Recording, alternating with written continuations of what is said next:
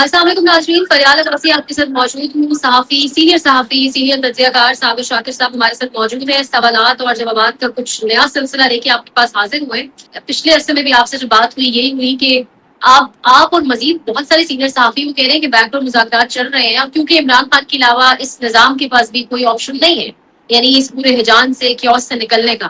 لیکن جہاں پر بجٹ پہ بات نہیں ہو سکتی، جہاں پر معاشی بدترین کارکردگی پر بات کرنے سے پرنٹ میڈیا سے لے کے الیکٹرانک تمام میڈیا کو منع کر دیا گیا ہے. ڈو یو اسٹل تھنک کہ ابھی بھی کوئی بیک ڈور والی مذاکرات والی چیز ہے، یا یہ صرف ڈیفیوز کرنے کے لیے ساری سچویشن تاکہ کوئی بڑا قافلہ نہ آ جائے، کچھ ہو نہ جائے؟ دیکھیں، میں آپ کو ہم اس پہ بات بھی کر چکے ہیں، لیکن پھر میں مختصراً یہ بتاؤں گا کہ جیسے جنرل باجوہ کی شدید خواہش تھی کہ نواز شریف صاحب اور مریم صاحبہ سے معاملات طے پا جائیں، اور انہوں نے وہ اپنا ہدف حاصل کر لیا. شہباز شریف صاحب کے ساتھ بھی کر لیا، کیونکہ اس وقت موسٹ پاپولر جماعت نون لیگ تھی. اس وقت بھی عاصم منیر صاحب کو یہ سوٹ کرتا ہے، اور ان کے لیے بہت ہی یہ آئیڈیل سیناریو ہے کہ ان کے معاملات عمران خان کے ساتھ طے ہو جائیں. لیکن عمران خان جو ہے وہ اس طرح کا نیگوشیٹر نہیں ہے جس طرح کا نواز شریف اور مریم صاحبہ تھیں، کیونکہ ان کے مقدمات میں جان تھی. جو ان کو سزائیں ہوئی تھیں وہ بڑے تگڑے مقدمات تھے. وہ ایسا نہیں تھا کہ ایمن فیلڈ ہے ہی نہیں اور سزا سنا دی. وہ ایسا نہیں تھا کہ حدیبیہ ہے ہی نہیں اور سزا سنا دی. وہ ایسا نہیں تھا کہ آپ کے جو پکڑے گئے تھے فیک اکاؤنٹ، اس میں کچھ نہیں تھا. نہیں، وہ سب کچھ چیزیں موجود تھیں.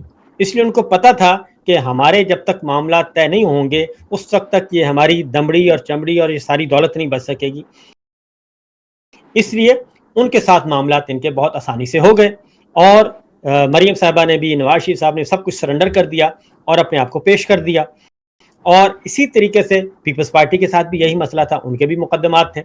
اب عمران خان جو ہیں وہ یہ بات اسٹیبلش کر چکے ہیں کہ ان کے خلاف جتنے بھی مقدمات ہیں یہ بیس لیس ہیں، جھوٹے ہیں، اور نہ ہی ان کے پاس، اور حقیقت بھی یہی ہے کہ ان کی بیرون ملک جائیدادیں نہیں ہیں، ان کی پاکستان میں کوئی جائیدادیں نہیں ہیں جن کی بیس پہ یہ سارا کچھ کیا جائے.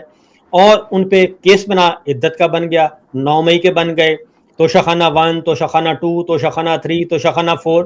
بھائی توشہ خانہ تو آرمی چیف سب سے زیادہ ان کو جاتے ہیں، توشہ خانہ سے صدر کے جاتے ہیں، وزیر اعظم کے جاتے ہیں، سب کو جاتے ہیں. آج تک صرف ایک کیس ہے جو عمران خان اور بشرا بی بی کو پکڑا گیا. اس لیے وہ یہ کہتے ہیں کہ یہ سزائیں ایک سائڈ پہ رکھو، آپ عدالتوں کو صرف آزاد کریں اور میں اپنے آپ کو عدالتوں سے بے گناہ کرواؤں گا. سائفر کتنا ایشو کھڑا کیا ہوا تھا، سائفر اب خود یہ بھاگتے پھرتے ہیں، جان چھڑواتے ہیں. تو یہ ہے بنیادی مسئلہ. Field marshal general Asim Munir صاحب کی آج بھی کوشش ہے کہ عمران خان کے ساتھ معاملات ہو جائیں اور ان کی مرضی کے مطابق ہو جائیں، اور NRO لیا اور دیا جائے اور چیزیں آگے بڑھائی جائیں. اور اسی لیے یہ سارے کا سارا ایک اڈاک سسٹم چل رہا ہے. لیکن عمران خان ایک نیگوشیٹر جو بہت ہارڈ لائنر ہیں، اور وہ اتنی آسانی سے قابو آنے والے نہیں ہیں. صابر صاحب، کچھ دن پہلے زرداری صاحب کا اسٹیٹمنٹ بڑا وائرل ہوا ہے، کہہ رہی ہیں کہ اسٹیبلشمنٹ کے ہاتھ ہم مضبوط کریں گے، ان ریٹرن وہ ہمارے ہاتھ مضبوط کریں. لیکن بلاول کی تقریریں اگر آپ گلگت سے اٹھا کے دیکھیں الیکشن کیمپین میں، تو وہ کہہ رہے ہیں مجھے فارم 47 نہیں چاہیے، کوئی مطلب سہارا نہیں چاہیے، فارم 45 لے کے عوام جو ہے وہ پولنگ اسٹیشن سے باہر آئے. تو یہ باپ بیٹے کی سیاست، اتنے تضادات، عوام تو سمجھتی ہے کہ منافقت ہے، لیکن یہ بیانات کو کس طرح دیکھا جائے گا؟ یہ گڈ کاپ بیڈ کاپ کھیلتے رہتے ہیں زرداری صاحب اور بلاول صاحب. یہ مسلم لیگ نواز کے اندر بھی کھیلتے ہیں. 2 وزیر جو ہیں وہ ذرا تھوڑا سا جمہوری بننے کی کوشش کرتے ہیں، بڑے ڈیموکریٹک بننے کی کوشش کرتے ہیں. ہیومن رائٹس کی آپ کو بات کریں گے، ووٹ کی بات کریں گے، آئین کی بات کریں گے، معاشی صورتحال کے بارے میں بات کریں گے. 2-3 وزیر ایسے ہوتے ہیں، اور 2-3 وزیر ایسے بھی ہوں گے جو فیلڈ مارشل کو تنقید کا نشانہ بنائیں گے، محسن نقوی کو نشانہ بنائیں گے، اور معاشی پالیسیوں کو تنقید کا نشانہ بنائیں گے. یہ ایسا کرتے ہیں. اور نواز شریف صاحب بھی کبھی کبھی اس طرف اشارہ کر دیتے ہیں کہ جناب دیکھیں، مریم صاحبہ کہتی ہیں کہ میاں صاحب بہت پریشان ہیں، بجلی کا بل بڑھ گیا ہے، پیٹرول کی قیمتیں بڑھ گئی ہیں. یہ کھیلتے رہتے ہیں عوام کو بیوقوف بنانے کے لیے. تو اسی طریقے سے پیپلز پارٹی بھی یہ کام کرتی ہے.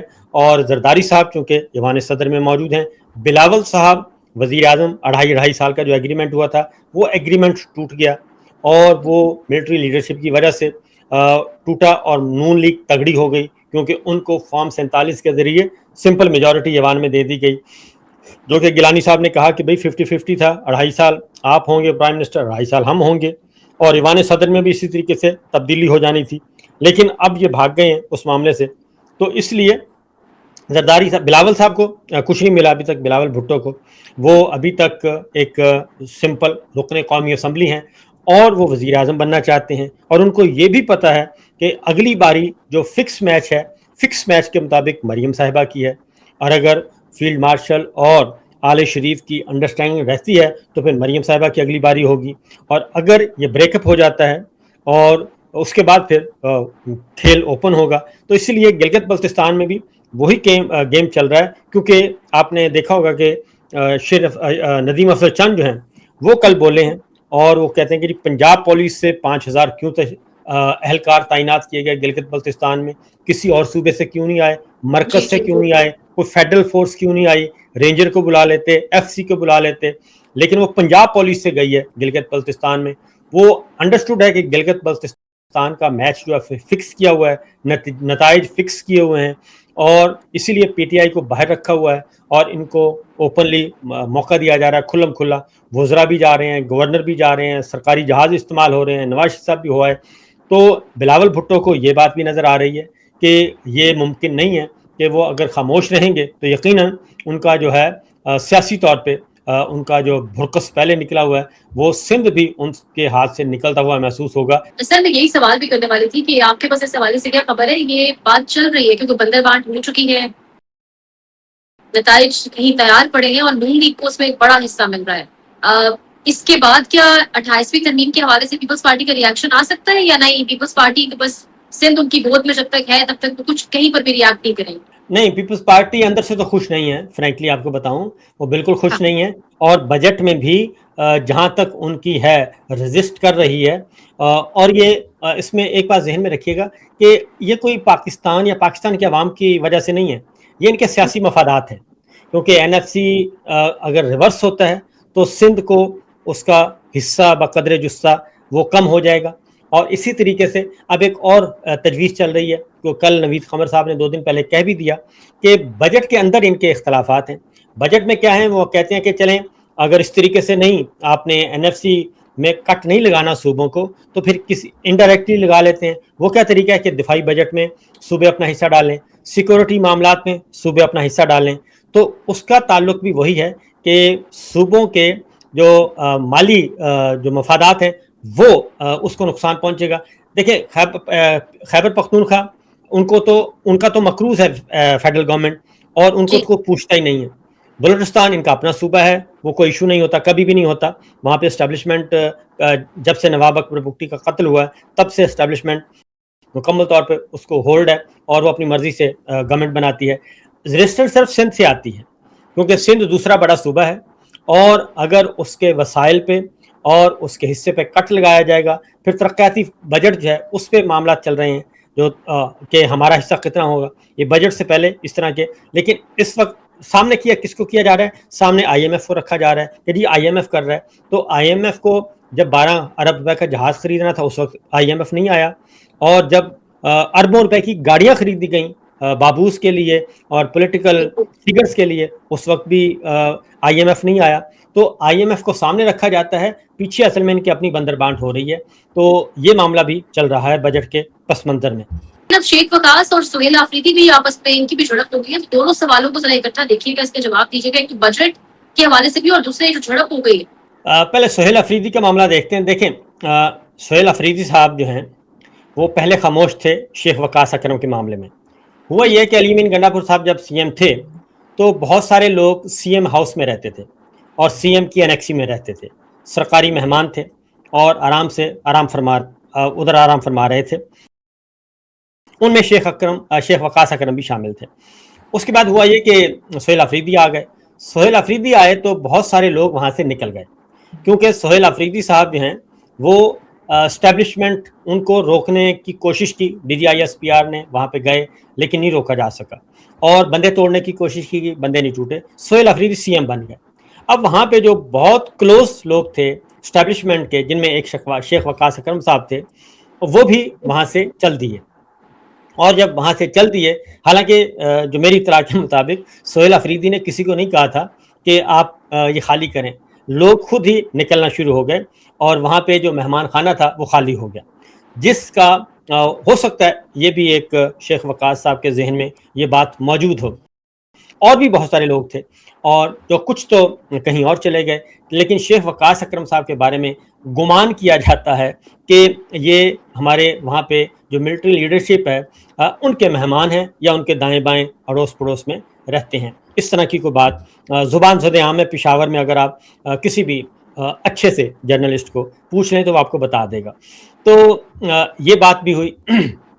اب جب سہیل آفریدی آ گئے اور انہوں نے ایک مومنٹم پکڑا, جو اسٹریٹ موومنٹ چلائی, تو وہ جب چلائی تو اس وقت بھی شیخ وقاص اکرم صاحب کی ایک آڈیو لیک ہوئی تھی, اور وہ آڈیو جو ہے وہ دانستہ لیک کروائی گئی تھی. کہیں کوئی گفتگو ہو کے ریکارڈ کر کے تو وہ دے دی گئی اور یوں کیا گیا کہ یہ لیک ہوئی ہے, اور اس میں بھی یہ کہا گیا کہ یہ سہیل آفریدی کا اپنا فیصلہ ہے. تو اب سہیل آفریدی اور عمران خان صاحب کی فیملی جو ہے, علیمہ خان, وہ دونوں ایک پیج پہ تھے. سہیل آفریدی کو عمران خان صاحب نے بنایا تھا. اور پھر آپ کو ایک اور بات بھی کہ بیرسٹر سیف تھا, بیرسٹر سیف کو بھی کابینہ میں نہیں لیا گیا, ان کو بھی فارغ کر دیا گیا, اور مزمل اسلم کو لے لیا گیا جو علی امین گنڈا پور کی کابینہ میں تھے. تو بیرسٹر صاحب بھی فارغ ہو گئے, تو وہ بھی قریب ترین سمجھے جاتے تھے اسٹیبلشمنٹ کے. تو یہ وہ ایک بیک گراؤنڈ میں یہ چیزیں چل رہی تھیں. اب جب دوبارہ شیخ وقاص اکرم نے یہ کہا کہ جی ہم سے تو ڈسکشن ہی نہیں کی گئی, اب سہیل آفریدی کل سارا دن رہے ہیں, پرسوں رہے ہیں سارا دن علیمہ خان صاحبہ کے ساتھ اور ان کی بہنوں کے ساتھ, اور وہاں پہ ان کی ڈسکشن ہوئی. تو پھر یہ 10 جون کا احتجاج جو ہے یہ پلان ہوا. اب وہ یہ کر رہے ہیں ایک, حالانکہ یہ بالکل سافٹ سا احتجاج ہونا ہے, وہاں پہ کون سا کوئی ڈنڈے سوٹے چل جانے ہیں یا بجٹ رک جانا ہے, لیکن شیخ وقاص اکرم صاحب نے اس کو پھر ٹوسٹ کرنے کی کوشش کی, جس کا پھر سہیل آفریدی صاحب نے جواب دے دیا کہ آپ جہاں بیٹھے ہیں پھر آپ انہیں کی بات کریں. تو یہ ایک چل رہا ہے سلسلہ. اور شیخ وقاص صاحب کیونکہ مجھے بتاتے ہیں وہاں کے دوست پشاور کے بھی اور پنجاب کے بھی, شیخ وقاص صاحب فریلی موو کرتے ہیں, جب بھی ان کا پنجاب میں آنا جانا ہو تو آتے جاتے رہتے ہیں, کوئی ایشو نہیں ہے. اوکے, تو اس سے بھی چیزیں واضح ہو رہی ہیں کہ معاملہ شیخ وقاص کا کچھ اور ہی ہے. جی بالکل ایسا ہی لگ رہا ہے, اسی لیے سہیل آفریدی پھر بول پڑے ہیں. صحیح. تو سر یہ بجٹ کے حوالے سے بتائیں تھوڑا, کہ مطلب گزرا بالکل خاموش ہے, اوپر سے ایران والی جنگ بھی جس طریقے سے معاملات مسلسل, یعنی تھوڑی دیر کے لیے اگر سلجھتے ہیں بھی تو فوراً الجھ جاتے ہیں معاملات, لگ رہا ہے بگاڑ کی طرف ہی جائیں گے. تو آلریڈی فال آؤٹ پاکستان تو زیادہ ہی برداشت کر رہا ہے, کیونکہ یہاں پر پھر 2 نمبری بھی عروج پر ہے, پیٹرولیم لیوی کی مد میں بھی اربوں خربوں عوام سے لوٹا جا چکا ہے. یہ بجٹ کے حوالے سے بتائیں, اس میں کیا ہونے جا رہا ہے, اس پہ آپ کیا دیکھ رہے ہیں؟ دیکھیں بجٹ ان کے پاس کچھ بھی نہیں ہے, اور اسی لیے تمام میڈیا ہاؤسز کو یہ باقاعدہ طور پہ ایڈوائس جاری ہوئی ہے سول اور ملٹری دونوں سائڈ سے کہ آپ نے بجٹ کو ڈسکس نہیں کرنا, آپ نے حکومت کی ناکام معاشی پالیسیوں کو ڈسکس نہیں کرنا. اگر کبھی کبھی کوئی خبر آ جاتی ہے تو وہ ہمیں پرنٹ میڈیا سے ملتی ہے, اور ایک آدھ پروگرام کبھی کبھی ٹی وی چینل پہ بھی ایک آدھ ہو جاتا ہے, زیادہ نہیں. اور باقی سب وہ کہتے ہیں کہ آپ نے سب اچھا ہے کہ پالیسی چلانی ہے. اس کی ریزن ہے, وہ کہتے ہیں نا کہ چور کی داڑھی میں تنخواہ ہوتا ہے. تو اصل میں مسئلہ یہ ہے کہ یہ جب بھی بات ہوتی ہے تو پیچھے جو اس سارے سسٹم کا, ہائیبرڈ نظام کا, سپر مارشل کا جو آرکیٹیکٹ ہیں وہ سمجھتے ہیں کہ یہ سارے کا سارا تنقید ہم پہ ہو رہی ہے, اور وہ جو لاشعور میں ان کے موجود ہے, جو کہ فیکٹ ہے, اور خود نون لیگ والے بھی کہتے ہیں, پیپلز پارٹی والے بھی کہتے ہیں کہ یہ تو بھائی ہم تو صرف ایک اداکار ہیں, اسٹیج اداکار, پیچھے تو وہی چلا رہے ہیں. تو اس لیے جب آپ معاشی پالیسی پہ تنقید کریں گے تو تنقید ان پہ ہوگی جو ان کے آرکیٹیکٹ ہیں. اس کے بعد آپ سیکورٹی پہ تنقید کریں گے, لا اینڈ آرڈر کی سچویشن پہ کریں گے, آئین کی بے حرمتی پہ کریں گے, جمہوریت پہ کریں گے, انسانی حقوق کی پامالی پہ کریں گے. وہ ساری کی ساری تنقید اصل میں آرکیٹیکٹ کو جاتی ہے, اور آرکیٹیکٹ کی طرف سے پھر آتا ہے کہ نہیں ان چیزوں کو ڈسکس ہی نہ کرو. اور SIFC اس میں ایک ادارہ ہے. تو کل بھی ہم نے ڈسکس کیا تھا کہ یہ چیزیں چھپی تو رہتی نہیں ہیں, کیونکہ اکانومی ایسی چیز ہے کہ یہ ڈومیسٹک نہیں ہے, اس کو انٹرنیشنلی دیکھا جاتا ہے. انٹرنیشنل اور ڈونرز دیکھتے ہیں, آرگنائزیشنز دیکھتی ہیں. پھر آپ کا بلومبرگ کی ہم نے رپورٹ ڈسکس کی تھی کہ بلومبرگ یہ کہہ رہا ہے, فائنینشیل ٹائمز والے یہ کہہ رہے ہیں, وہ سب کے سب دیکھ رہے ہیں, کیونکہ آپ IMF کے ساتھ اٹیچ ہیں, آپ ورلڈ بینک کے ساتھ ہیں, آپ کئی ملکوں کے ساتھ ہیں, اور آپ کے مخالفین بھی آپ پہ نظر رکھے ہوئے ہیں. تو اصل میں یہ ایشو ہے کہ میڈیا ہاؤسز کو کہا گیا کہ آپ نے بجٹ کے اوپر بات نہیں کرنی, پھر وہ کریں بھی کیا. شہباز رانا صاحب نے 2-4 خبریں دی تھیں اور وہ دیتے رہتے ہیں, ان پہ بھی مقدمہ کر دیا تھا. تو اصل یہ ہے کہ انٹرنلی یہ اتنے ویک ہیں, ان کے پاس کوئی ویژن ہے نہیں ہے, اور پاکستان کی معیشت کا کوئی بھی نمبر ایسا نہیں ہے. وہ خواہ آپ کی فورن ڈائریکٹ انویسٹمنٹ جو ہے وہ بالکل نہیں ہے, نہ ہونے کے برابر ہے. سارے جو ایکسپرٹس ہیں وہ بتا رہے ہیں, بلکہ چیخ رہے ہیں. آپ کی صنعتی جو ترقی ہے وہ ترقی تو کیا تنزلی کی طرف ہے, اور صنعتیں بند ہو چکی ہیں. آپ کے خود وزیر داخلہ جب یہ کہیں کہ $100 ارب منی لانڈر ہو گیا ہے, باہر چلا گیا ہے, اس کے بعد پیچھے رہ کیا جاتا ہے. اور جب آپ کے چیئرمین نائب آ کے بتائیں کہ جناب نوجوان جو ہے وہ باہر جا رہا ہے, آپ کا پروفیشنلز جتنے بھی ہیں وہ باہر جا رہے ہیں, اور آپ کا ٹیلنٹ جو ہے وہ سارے کا سارا سکل آپ کی باہر جا رہی ہے. جس ملک سے ہزاروں ڈاکٹرز, ہزاروں انجینئرز, ہزاروں اساتذہ شفٹ کر جائیں اور صنعت کار بھی چلے جائیں, اور یہ ساری چیزیں ریکارڈ پر ہوں, تو پھر پیچھے رہ کیا جاتا ہے. اس لیے یہ کبھی بھی ڈسکس نہیں کریں گے. اور ہم نے پہلے بھی ایک دفعہ کہا تھا کہ یہ حقائق کو چھپانے کے چکر میں جو سارا زور ادھر لگا دیا ہے, بجائے اس کے کہ کوئی اپنا ویژن لے کے آتے اور پاکستان کو آگے کی طرف لے جاتے. جعلی نظام بھی تھا تب بھی یہ اگر اتنے اہل ہوتے تو آگے لے جا سکتے تھے, کیونکہ مارشاء اللہ بھی پاکستان میں لگتے رہے ہیں, اور مارشاء اللہ ادوار میں بھی اتنی بری حالت نہیں تھی جتنی اس وقت ہم دیکھ رہے ہیں. مرکز اور پنجاب میں اپنی حکومت موجود ہے, بھائی ہے, بیٹی ہے, سارا ملک اپنے کنٹرول میں ہے. کیا وجہ لگتی ہے؟ اور نام نہیں لیے جا رہے. مجھے کیوں نکالا ضرور کہا جا رہا ہے, لیکن نکالا جنہوں نے ان کا نام براہ راست نہیں لیا جاتا, نہ اس ادارے کے بارے میں بات کی جاتی ہے. 2 ڈیلز کی تھیں. جنرل باجوہ نے ایک ڈیل نواز شریف صاحب سے کی, مریم صاحبہ نے اور نواز شریف صاحبہ نے ایک ڈیل جنرل باجوہ سے کی, اور وہ ڈیل ہو رہی تھی بہت ہی کم لوگ جانتے ہیں, وہ سعید مہدی صاحب بھی اس میں شامل تھے, اور اس میں محمد زبیر صاحب شامل تھے خاص طور پہ, اور شجاعت عظیم صاحب کا بھی کہیں کہیں ذکر آتا ہے.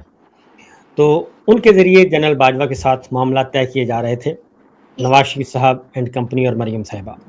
دوسری جانب شہباز شریف صاحب اپنی ڈیل سیٹ کر رہے تھے, اور شہباز شریف صاحب کر رہے تھے ملک احمد خان کے ذریعے, اور ان کو لے کر بھی گئے تھے وہ گاڑی میں بٹھا کے. تو ان کے ساتھ یہ پیرالل ڈیلز چل رہی تھی. تو جنرل باجوہ صاحب دونوں کے ساتھ, جبکہ یہ پہلے سے علم تھا کہ نواز شریف صاحب کے لیے کوئی سپیس نہیں ہے, کیونکہ نواز شریف صاحب جس حد تک جا چکے تھے, وہ بار بار جس طریقے سے حملہ آور ہوتے تھے ملٹری اسٹیبلشمنٹ پہ, ملٹری لیڈرشپ پہ, تو ان کے چانسز بہت کم تھے. لیکن چونکہ ووٹ بینک نواز شریف اور مریم صاحبہ کا تھا, اور ووٹ کو عزت دو کا نعرہ بھی انہوں نے لگایا تھا, اور وہ کمپین بھی بہت اچھی چل رہی تھی, اس لیے نواز شریف صاحب کو بھی ساتھ رکھنا ضروری تھا. اور نواز شریف صاحب واپس آئے ہی اس لیے تھے کہ ان کو چوتھی بار وزیر اعظم بنایا جائے گا. لیکن معاملہ اس کے بالکل برعکس ہوا. ایک تو 8 فروری کا رزلٹ ایسا آیا کہ ان کے ہوش اڑ گئے, اور وہ کلین سویپ کر گیا قیدی نمبر 804. اور اس کے بعد پھر جب گورنمنٹ کی بنانے کی باری آئی, شہباز شریف صاحب سعودی عرب کے ساتھ بھی, بظاہر تو یہ کہا جاتا ہے نا کہ نواز شریف صاحب کے بہت اچھے مراسم ہیں, لیکن شہباز شریف صاحب کے تعلقات بھی سعودی عرب کے ساتھ پیرالل موجود تھے. اور 2018 کے الیکشن میں بھی شہباز شریف صاحب نے بہت کوشش کی وایا سعودی عرب کہ ان کو اکوموڈیٹ کیا جائے, اور جنرل باجوہ نے کوشش بھی کی, لیکن پھر وہی بات ہے کہ رزلٹ ایسے نہیں آ سکے کہ شہباز شریف صاحب کو اکوموڈیٹ کیا جاتا. لہٰذا یہ ایک ساری کی ساری ایک ہسٹری موجود ہے. تو نواز شریف صاحب اس اب رجیم چینج آپریشن ہو گیا, اور ووٹ بینک نواز شریف صاحب کا تھا, اور اس وقت نواز شریف صاحب وزیر اعظم نہیں بن سکتے تھے. فوری طور پر شہباز شریف صاحب کو وزیر اعظم بنایا گیا.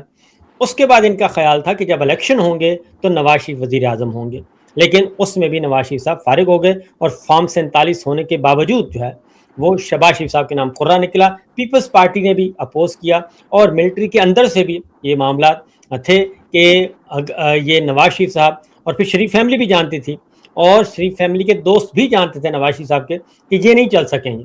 لہذا شہباز شریف صاحب کو انڈکٹ کیا گیا. ووٹ بینک نواز شریف کا, مریم صاحبہ کا, اور جھولا ملا شہباز شریف صاحب کو.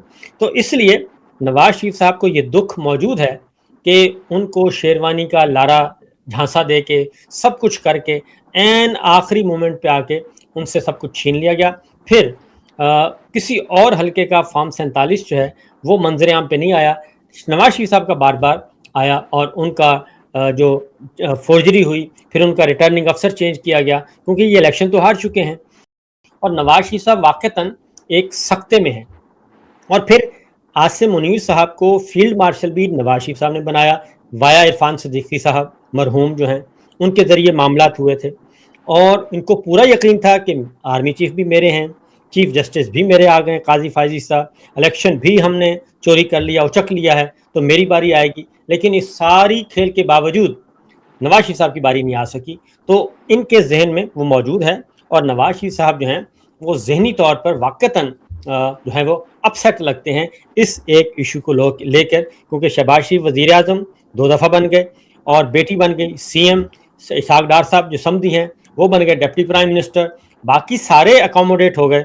پھر نواز شریف صاحب نے خواہش کا اظہار کیا کہ مجھے صدر بنا دیں, تو وہ زرداری صاحب نے کہا کہ نہیں وہ تو میری جگہ ہے.